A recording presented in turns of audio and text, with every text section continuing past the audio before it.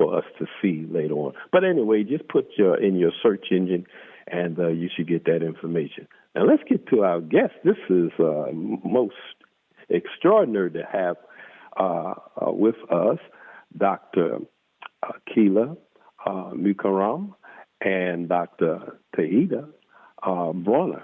Welcome, sisters, and glad to have you come on Pan-African and Reparations Affairs show. How are you doing this morning? I am doing well, brother. Hello. How are you doing? Can you hear me? Oh, I'm doing Brother great. Shabaka? Yes, can you hear me? Yes, sir, I can hear you. All right. Sister Tauheedah, can you hear me also? Yes, I can hear you. All right, great. I know that we were trying to have Brother Eric Phillips on from Caricom. I assume that there was much of a conflict and that he won't be appearing today with us. Is that correct? Well, I didn't hear back from him, so if he calls in, it's because he's squeezing it into his time. He has another conference that he's doing this morning, so I don't expect him to be on, but he may call in and surprise us. Who knows? Okay, well, we would welcome him, and we would like to hear what's going on in the Caribbean community. They have taken some strong stance in the past regarding reparations, and we support the efforts of what our people are doing wherever we happen to be in this hemisphere, because that's so important. But let me start off with you, Dr. Tauheedah, because you haven't been on. Dr. Akilah has been on a couple times, and I think that some people might remember her because she, even though we had technical difficulties, I think people were very impressed with what she presented to us then. But let's get you to have us say a few words about what you've been doing, your affiliation with ADN, and why you see that as a viable group in order to pursue reparations.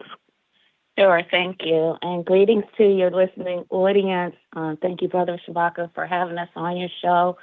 So I am an ambassador of the Afrodescendant Nation and lead event organizer for our National Reparations Conventions. I'm also a board member of our non-governmental organization, NGO, which is a consultative status in the United Nations for reparations and emancipation. And so we fight for reparations on the international level under the leadership of the Honorable Salis Muhammad, who's been in this fight for many years, over 40 years, fighting for reparations for us. Go ahead.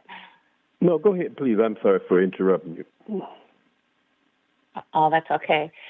So, I think that the National Reparations Convention is really a uniting force of bringing the reparations movement together, because it really hasn't been done.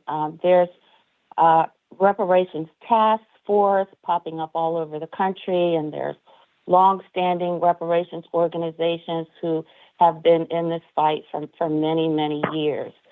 Our most powerful weapon is to unify and come together to speak with one voice, to give us the power that we need to demand reparations and self-determination. And so that is the primary driver for us as Afro-descendants. We want to bring together the organizations to come up with a unified plan for reparations. And the convention that we had in October at Georgia State University did just that. It brought over 25 reparations organizations across the country and delegates who came to the table to agree to pull their resources and efforts and organize on a common front to unify this movement. And so that feeling alone is so inspiring to feel the strength of what unity brings and fighting this battle together versus individually. So that's our goal, and that's why we are continuing to move around the country to do just that. Well, let me ask Dr. Akilah, and please, you feel free to add, Sister Tauheedah. But Dr. Akilah, since the convention, all right, there was a call, to deal with the a very recent town hall. I guess I call it a town hall meeting, although it was online webinar or what have you. Was the momentum that took place in October was such that it required the organization of that particular event, the online meeting that was just a few weeks ago? And if so, how would you gauge its success? Brother Shabaka, again, thank you for having us on. I appreciate you always being there by our side to get the word out for us. And I just want to make sure that I understood your question. Were you asking, did the convention in October precipitate the National Reparations plebiscite teach-in on right. the one that we just had? Are you saying that yes. Did that come out of the correct. convention? That is correct. And okay. what All would right. you consider its success, if any? Okay, you kind of blinked out just a little bit. You said, what was the success of the convention or the teach-in? The teach-in. Teach-in. My assumption is that the teach-in came out of the convention, and so how would you consider a success or describe a success? Well, thank you. There's a little noise in the background. Thank you. Okay, I would describe it as success in that we are getting more organizations to partner with us and collaborate with us. That's what we want. Our conductor, attorney Malik Z. Shabazz, is working very diligently to go after the goal of getting at least 200 organizations on board with us. And we're setting out to do just that.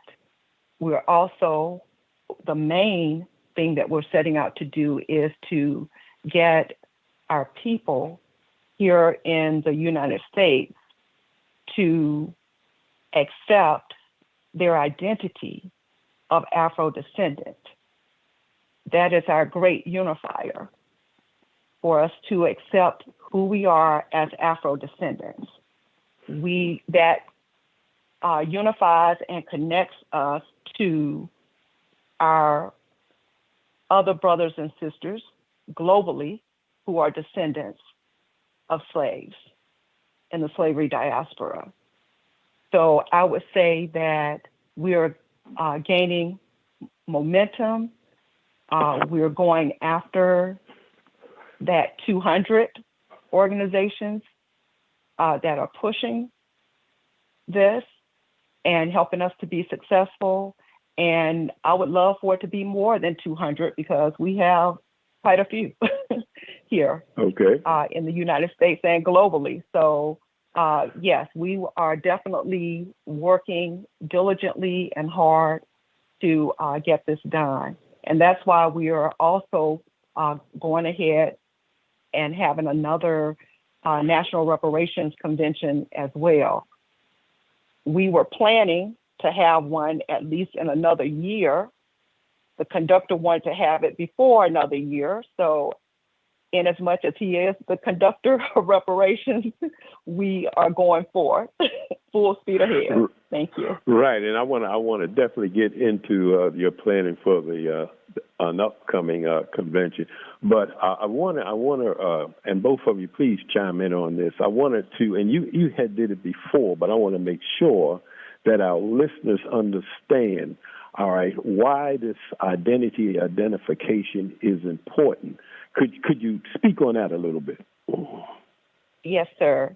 Well, we in our various organizations and our various religions and ideologies that we have, we're all disjointed. But we have something in common with each other, where we are all descendants of ancestors who were enslaved. So that classifies us as a particular people. And we need an identity as a people to go forward for reparations and our self-determination as a people. Mm-hmm. We can't go there disjointed in our various organizations. So we're not asking you to give up your organizations or how you identify yourself. We're asking you to accept your identity as Afro-descendant so that we can be identified as a people worldwide, globally. And this will be I feel, a shock to the world when we come together and unify on our identity of Afro-descendant. Just think of the power that we would have to make our own decisions and push things like, say, for instance, we may decide that, well, we don't want to support this company. And all Afro-descendants, our nation of people, Afro-descendants, will not support that particular company. We can start to do what we want and go after our own will as a collective people, like other people have done. And I think when I think about it, I look at how the Jewish people they're together. You know, you have the Chinese people, they're together on everything, but us, and I know it's as a result of slavery that we're so disjointed and not able to trust one another. But now is the time for us to do that and for us to have an identity so that we can go there together, collectively, speaking in one voice.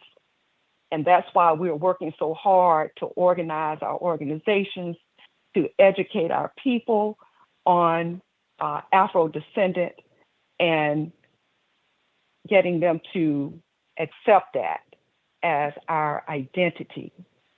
As a people, we didn't have a nationality. You know, we had different nationalities in our own, the places where we are.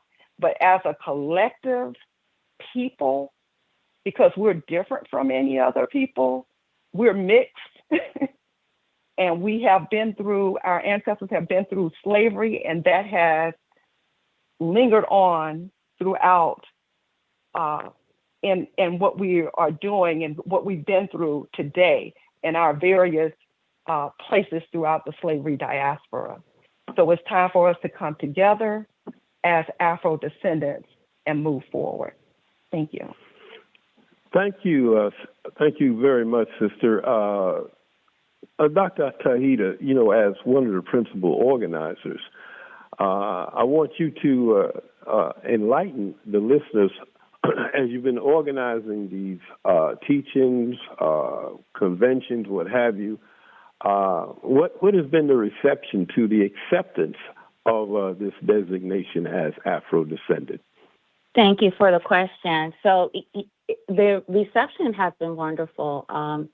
We have done a sample plebiscite before the actual one that we have in place now. And we asked the question, do you accept or do you self-identify as Afro-descendant? And we have had a resounding 100% yes.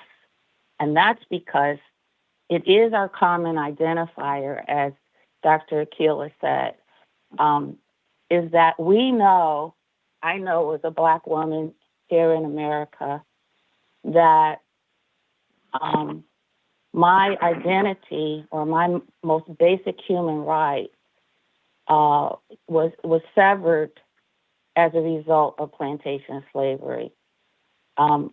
We lost our original identity. We lost our language, our culture, and our religion.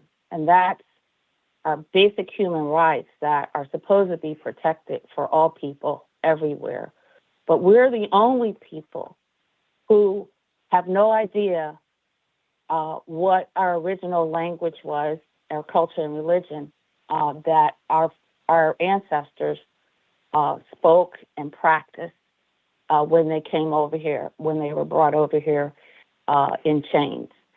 And so, and I'll give you an example of that. I have a friend, he's an attorney who is from Ghana, and I've been to Ghana, and, he's hosted me there a couple times. And, the difference between him moving over here on his own to America and practicing as an attorney here, he raised two daughters, and he taught them from the time that they were children who they were, what their language was. They're not even allowed to speak English in their home. When they come home, they speak to each other in Ga, And I've tried to learn Ga, but it's very, very difficult for me to learn, and I don't even know that that's my original language. So what I'm saying is that what we lost as Afro-descendants is totally different from any other African who is a descendant of Africans. So we, as Afro-descendants, we were forcibly dispossessed from our homeland. We were transported here for the purpose of slavery. We were subjected to slavery for 400 years. We were subjected to forced mixed breeding and rape. And all of that culture that they can enjoy as descendants of Africans who came here voluntarily, we don't have that. And, I've heard the president say many times, we can put on as many African clothes as we want, but we're still not African. We're still have lost that pure identity of who we are. So we're reclaiming that through self-identifying now as Afro-descendants. We're experiencing ethnogenesis.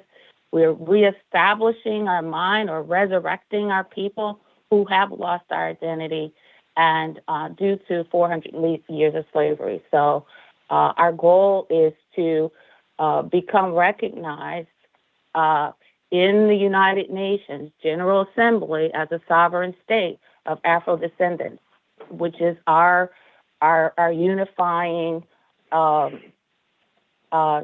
foundation, who makes us who we are.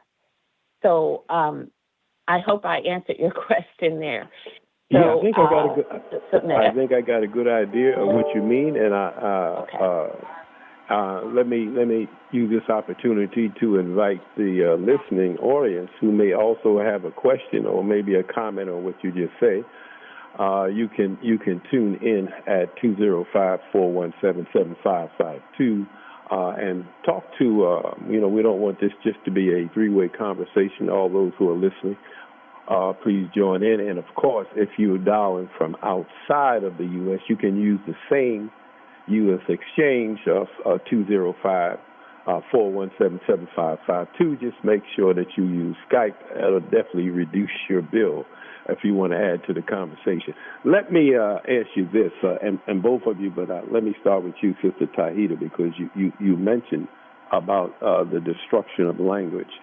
And I'm only mentioning this because, I've seen some videos of people here who, in particular Suriname, in southern Suriname, there's a group of people of Africa, Afro-descendants, that have sustained not only a lot of African traditions, but even some of the language forms. I think you mentioned how it was difficult to learn Ga, and I think if I'm correct, I could be wrong, but if anybody can correct me who's listening, please do that. That they spoke one of the Ghanaian languages, and there was some practice that was very similar to what I saw when I was in Ghana. And you could also talk about the Gullah Geechees off the South Carolina culture, which I have some ancestry, and there's been some broken English and some other dialects, but some of the practices were traditional, and some of it was Islamic, if I recall. So, what do you say about people who are from those communities that's been separated by centuries, but have maintained and kept some aspects of their African identity? Anyone? Yes, we can reclaim it now, but it was still lost from us, and so we can learn it. We can try our best to reclaim our culture at this time, reclaim our languages, but it's different than being born and raised for hundreds of years speaking your own language. It's different. See what I mean?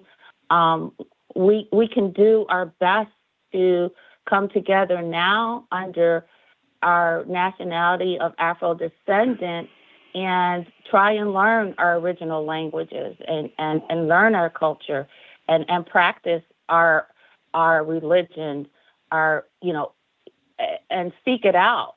But it still doesn't erase the fact that we were completely destroyed through the loss of our identity for all those hundreds of years, and we're reclaiming it now. See what I mean?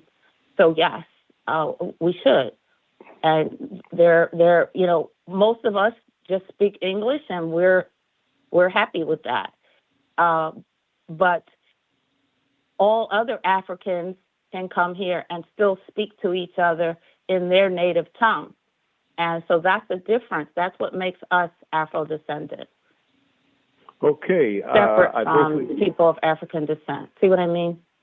Yeah, I've got you. Thanks a lot for that comment and explanation. I think we got a caller on 229 who may wish to join the conversation.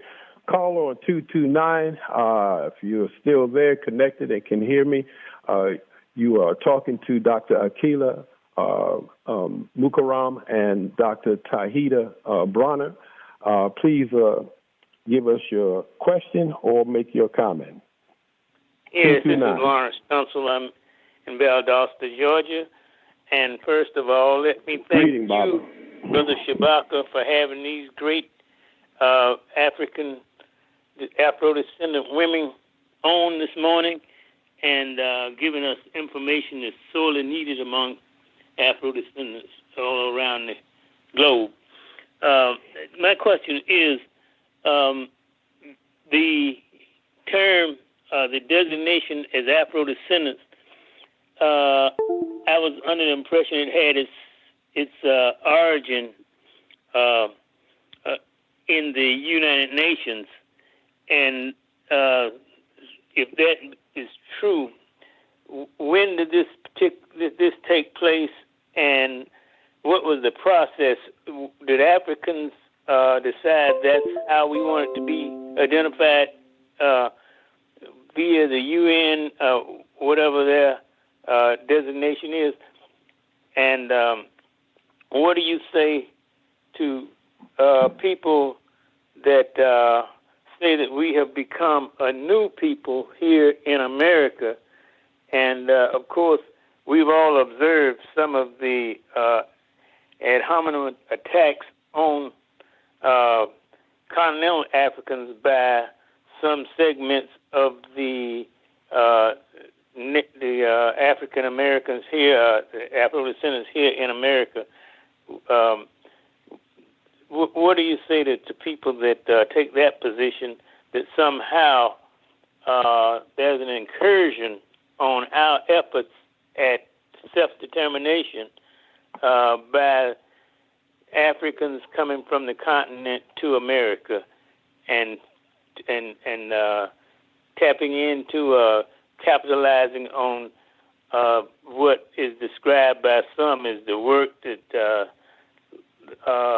Americans, Black Americans, have done over the years to gain some semblance of freedom from oppression. Dr. Akilah? Yes, sir. Okay, so can you hear me? Yes, go ahead, please. Okay, all right. And did you say Brother Lawrence? Yes.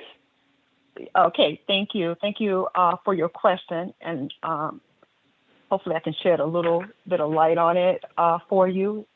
You had quite a bit in there, so thank you. Okay, so with the first part of the question being about how did the term Afro-descendant come about. So in 2002 in La Ceiba, Honduras, there were 19 Afro-descendant representatives from 19 countries. So this is us, Black people in the slavery diaspora.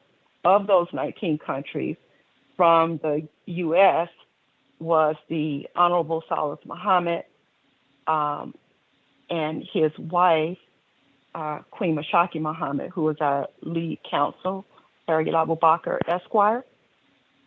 And Ida Hakeem was present there with them at the time as well. And they agreed that we would be Afro-descendants.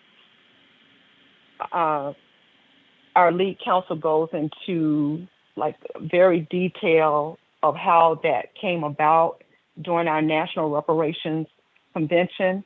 So if you get a chance to go back and watch the YouTube to get all the details of it, that would be great.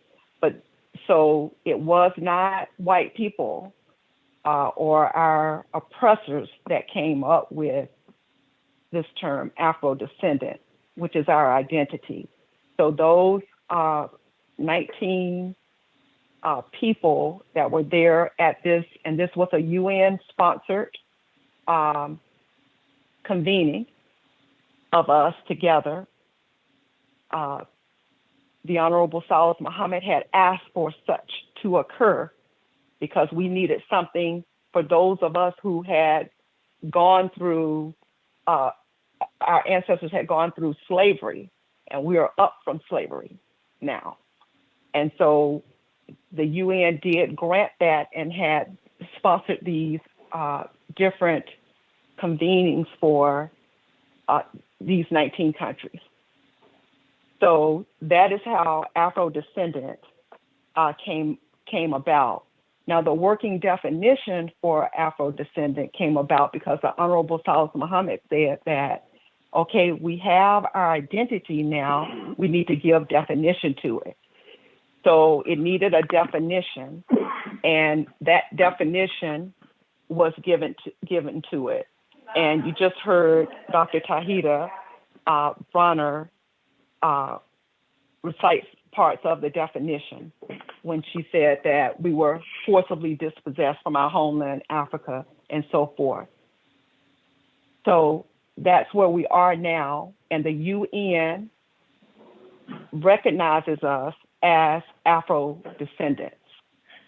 And now it's time for us to get our people over here to understand, recognize, and accept that we are Afro-descendants.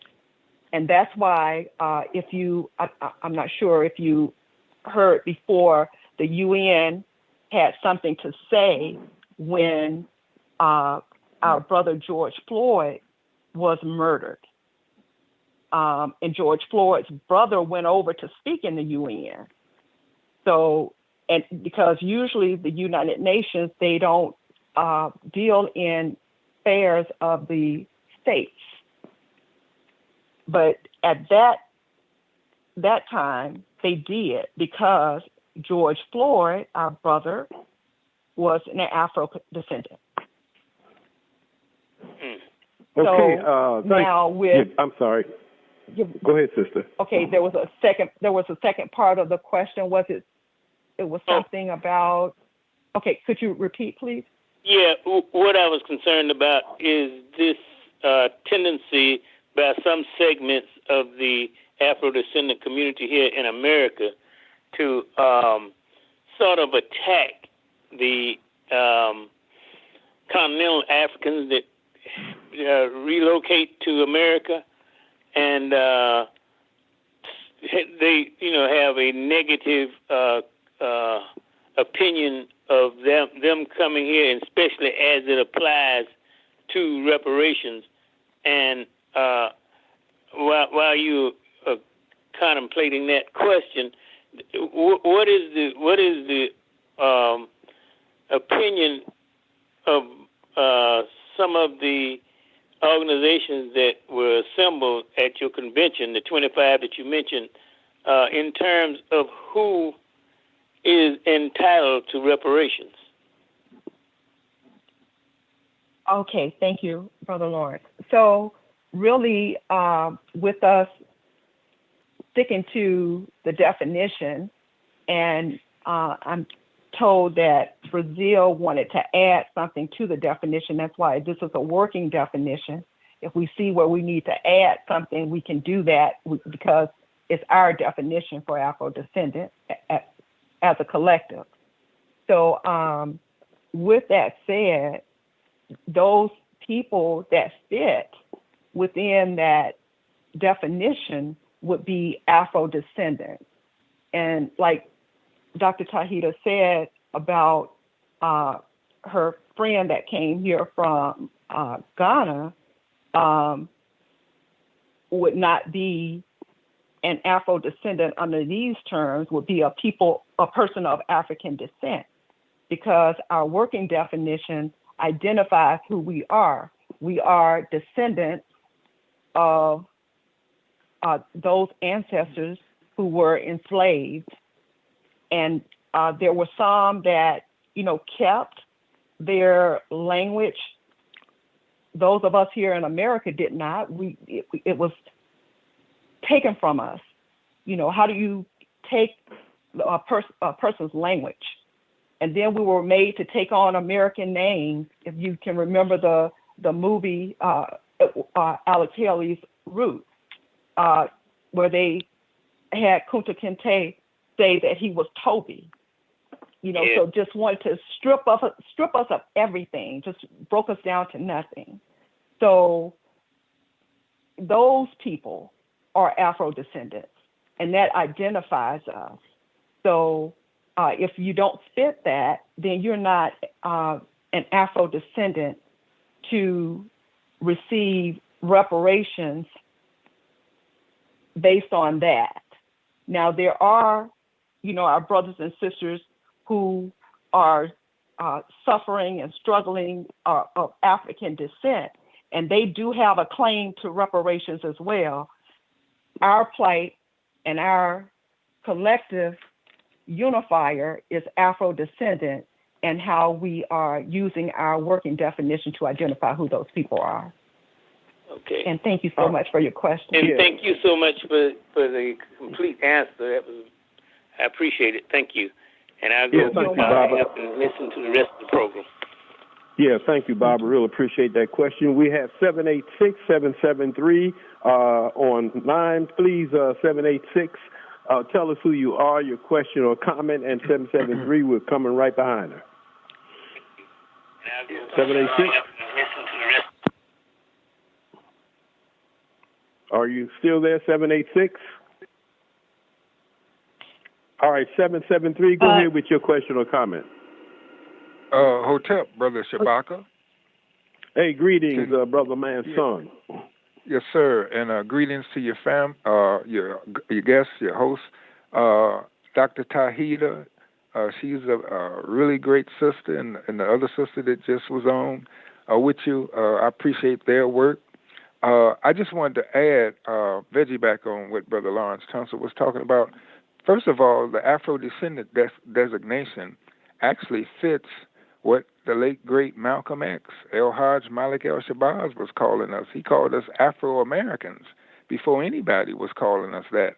And, of course, when he went to the continent and met with Kwame Nkrumah, Sekou Touré, and all those people fighting in terms of unifying the African continent through the OAU, Organization of African Unity, he came back with a strategy to unify all the Afro-descendants. He called us all Afro-Americans, the ones in South America and North America, the Caribbean islands. His task was to organize all of those folks, and he called us Afro-Americans. And so it's, Afro-descendants fits that, So that's a great designation in terms of the diaspora to the West, especially.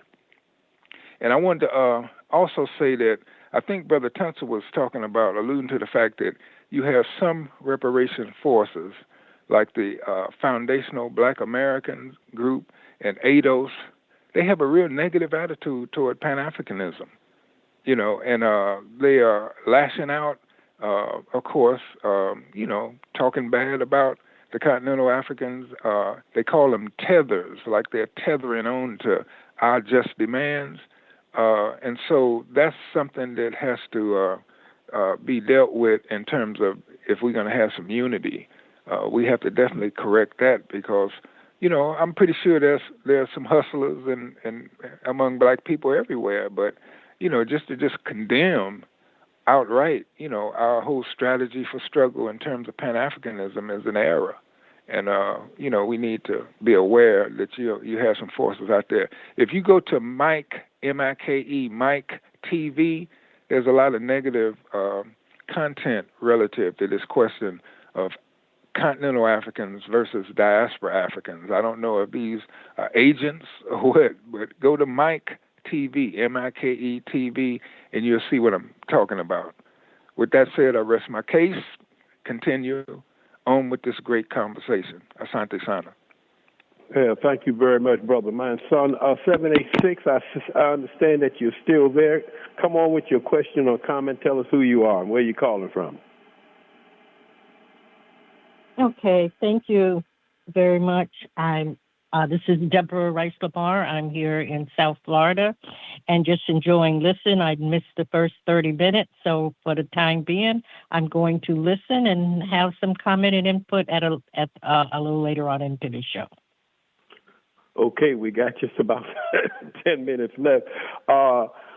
Sister Tauheedah or Sister Akilah, did you want to comment on what Brother Manson has said? Sure, I can comment. This is Tauheedah. I want to thank him for making that comment, and he's absolutely right. We understand there's, unity is the hardest thing that we can do because we're so disunified. And so in our struggle towards unity, there's lots of negativity and opposing forces that, and we say to them, let's come together on our commonalities. And, we're going to have differences and we can agree to disagree. But one thing that unity does not include, and that is a negative talk and putting down others and just not having a unifying spirit. So that's what we're trying to do. Even with organizations such as ADOS, we are reaching out, and we have. And so we'd like to just come together. There's a lot of things that we can agree on. So let's start there. And we say that to all the reparations organizations out there. let's find common ground, and let's keep moving forward. Yeah, thank you so much Brother for that. Shabaka.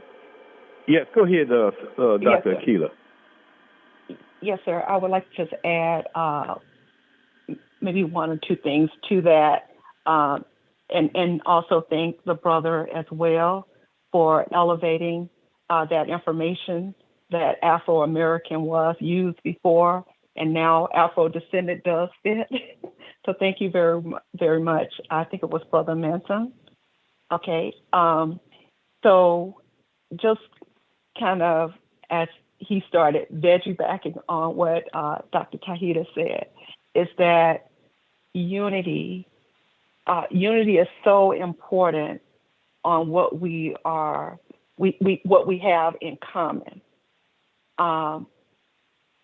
Afro-descendant, again, is our great unifier. We can unify without uniformity. We don't have to all be in the same organization. We don't have to all believe the same thing. Afro-descendant brings us together where we can have a collective voice together on our commonalities, and we don't have to be the same. And we are a very diverse people. We're beautiful people and resilient. Afro-descendant is what binds us together. It's the glue that binds us together. Thank you. Yeah, thank you so much for that. We only got a few minutes left, and I did want you to, both of you, to comment as briefly as you can on these, what we call, I guess, reparations commissions that's been popping up, particularly, California and New York seem to be, I guess, two of the largest states. Could you inform the listeners or any information you have about those, and what is the ADN's position? And could you take about 2 minutes to tell us about that? Any one of you can go forward. Okay, I'll take a shot at that. So, over the past 10 years, I think the reparations task force and organizations in the United States has doubled, and so I think that all of them are more so at the local and state levels, like New York and California, wherein we haven't had as much traction at the federal level, and at the United Nations is where our focus is. So I think it's good from our perspective that the movement is growing on those smaller scales, but at the same time, we need to come together on and unite on the highest level, which is federally and globally, versus getting so-called piecemeal reparations that are really not considered reparations. We want full and complete reparations for self-determination. We want to be able to govern ourselves, to police ourselves, to be a sovereign nation of people who can do for self, which we can. We have all the skills, all the qualifications that we need. We just have to make it happen. So I'll submit that. I know we only have a few minutes left. Dr. Akilah, did you want to say anything about that? Yes, ma'am. Thank you. One minute, yes, Dr. Akilah. Go ahead, Brother Shabaka. No, 1 minute. Oh, 1 minute? Go ahead, quickly. please. Okay. Yeah. Well, we have not been invited. The Afrodescendant Nation has not been invited to join a task force, reparations task force, of the ones that you have mentioned that were, that are springing up. But we would like to work with those task forces, and, it would help us in developing our comprehensive unified demand for reparations, and that's what our National Reparations Convention is all about. for us to speak in a collective voice. We want full and complete reparations. So if this is part of it from the task force that we're getting, that's great. But we still need to have that broader view of getting our full and complete reparations so that we can have self-determination as a people. Thank you very much. Thank you, sister. And I'm going to give you 30 seconds to just tell us more about this upcoming convention, its objectives, and when do you see it taking place? Thank you. Okay, I'm going to say real quickly, so our next convention will be in Washington, D.C. It will be held at the Lincoln Temple United Church, which is an official historic site in